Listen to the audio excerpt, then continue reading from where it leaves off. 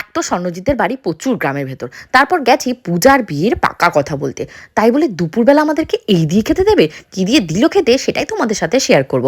Hello my lovely viewers, আমি Priyanka and welcome to my page Priyanka's time story. কেমন আছো তোমরা সবাই? আমি একটু ভালো নেই। দিদির পথে পাবদা নড়ছে না, জ্যান্ত পাবদাই ছিল। যখন রান্না করে একদম ফ্রেশ ঢেলেছে তখনই ভিডিওতে দেখেই বুঝতে পেরেছি খুব সুন্দর হচ্ছে রান্না। জ্যান্ত পাবদা ছিল, নড়া পাবদা শুনেছো? নড়ছিল তো সব কটা পা থেকে মাথা অবধি। এই যে ভালো খেতো, দেখে বোঝা যাচ্ছে। ওদিকে আমার বরের তো শেষই হয়ে গেছে একটা মনে।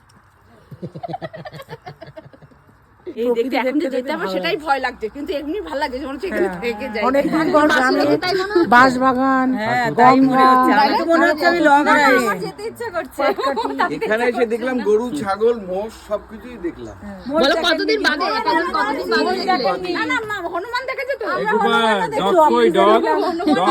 মুরগি, বাবা কি হলো, চলে আসছি কেন? ছাগল, পাগল সবই দেখলাম। পাগল থেকে পাগল ঢুকে গেছে তো। হ্যাঁ সোনার কাছে তো কথা বলো। এবার কথা বলো, আমরা কোথায় এসেছি সেটা বলো তোমরা। আমরা লক্ষ্মীপুরে এসেছি। লক্ষ্মীপুরে স্বর্ণর বাড়িতে এসেছি। মাসি মুখস্থ হয়ে গেছে যে লক্ষ্মীপুর। বাহ, তাই তো আজকে আমরা স্বর্ণর বাড়িতে এসেছি। ওইখানে স্বর্ণর বাড়ি। একটু সাইডটা পুরো দেখিয়ে দাও। এই জায়গাটা পুরো প্রাকৃতিক পরিবেশ, পুরো ন্যাচারাল। মানে পুরো কি যেন বললো, অক্সিজেন নিতে পারবো ভালো করে। মামা আমি কোথায় এসেছি? মানুষগুলো তো অক্সিজেনটা এখানে ভালো নেওয়া যাবে। অক্সিজেনটা ফ্রেশ ভাবে নিতে পারবে। সাথে গোবরের অক্সিজেন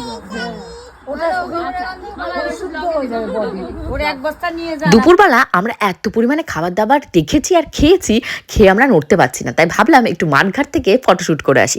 আর এখানে এসে তো অবাক, এত সুন্দর সর্ষে ক্ষেত আর এত সুন্দর যে পিকচারগুলো আসছিল কি বলবো। তোমরা কিন্তু অবশ্যই কমেন্ট করে জানিও আমাকে দেখতে আর এই শাড়িটা পরে কেমন লাগছে। ওরে বাবা, সব সর্ষে ফুল তোলা চলছে। কি অবস্থা, এক একজনের মনে চা বাগানের থেকে তুলছে। মামাও তাই? এটা কিন্তু চুরি এক রকমের মামা। ডাকাতি, চুরি না। ই বাবা, ডাকাতি। নষ্ট হয়ে যাবে, ওগুলো তো শুকিয়ে যাবে। সর্ষে ফুলে বড়া বড়া খাওয়া হবে।